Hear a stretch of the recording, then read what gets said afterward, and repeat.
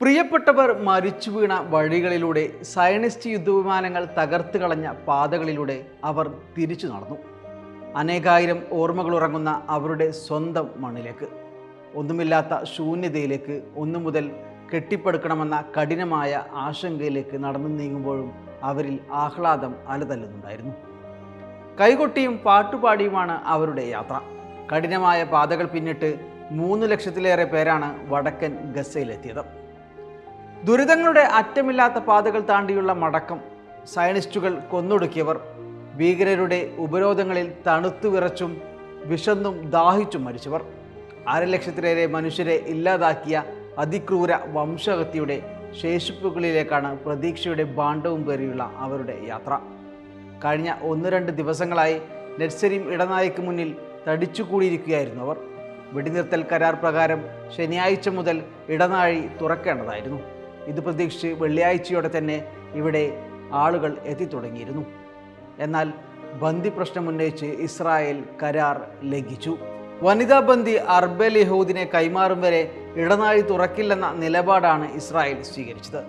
എന്നാൽ ബന്ദി ജീവനോടെയുണ്ടെന്നും ശനിയാഴ്ച കൈമാറാമെന്നും ഇസ്ലാമിക് ജിഹാദ് അറിയിച്ചെങ്കിലും അതുവരെ കാത്തിരിക്കാനാകില്ലെന്ന് ഇസ്രായേൽ വാശി പിടിച്ചതോടെയാണ് അനിശ്ചിതത്വം നിലനിന്നത്.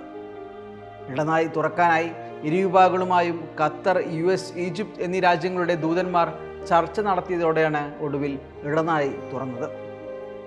അതിനിടയിൽ അതികഠിനമായ ഈ യാത്ര ലക്ഷ്യസ്ഥാനത്തെത്താതെ മരിച്ചു വീഴുന്നവരുമുണ്ട്.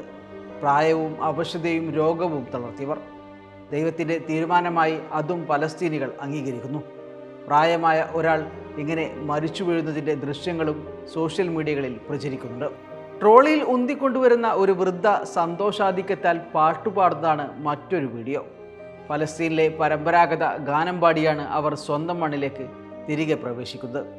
പേരക്കുട്ടിയുടെ കൈകൾ പിടിച്ച് വടികുത്തി കൂനിക്കൂനി നടക്കുന്ന ഒരു ദൃശ്യവും സമൂഹ മാധ്യമങ്ങളിൽ പ്രചരിക്കുന്നുണ്ട്. അവരുടെ സന്തോഷത്തിനും പ്രതീക്ഷകൾക്കുമിടയിൽ തലമുറകളുടെ വ്യത്യാസമില്ല, കാലത്തിൻ്റെ മാറ്റങ്ങളില്ല. ഇന്ന് വടികുത്തി നടക്കുന്ന ആ മനുഷ്യൻ നക്ബ കാലത്ത് തൻ്റെ പേരക്കിടാവിനെ പോലെ ഒരു കുഞ്ഞായിരുന്നിരിക്കണം. അന്ന് മനസ്സിൽ കരുതി വെച്ച പോരാട്ടത്തിൻ്റെ നിരവധി നാളുകൾ അയാളുടെ ജീവിതത്തിൽ ഇക്കാലയളവിൽ കഴിഞ്ഞു പോയിട്ടുണ്ടാകണം. ഈ പോരാട്ടത്തിൻ്റെ വീരകഥകളിലൂടെയാണ് അയാൾ അയാളുടെ പേരക്കുഞ്ഞിനെയും വഴി നടത്തിയിട്ടുണ്ടാവുക. പൂർണ്ണമായ സ്വാതന്ത്ര്യത്തിൻ്റെ പുലരികളിലേക്ക് ഫലസ്തീനെ വഴി നടത്തുന്ന അടുത്ത പോരാട്ട മാർച്ച് നയിക്കാൻ അവർ മുന്നിലുണ്ടാകും.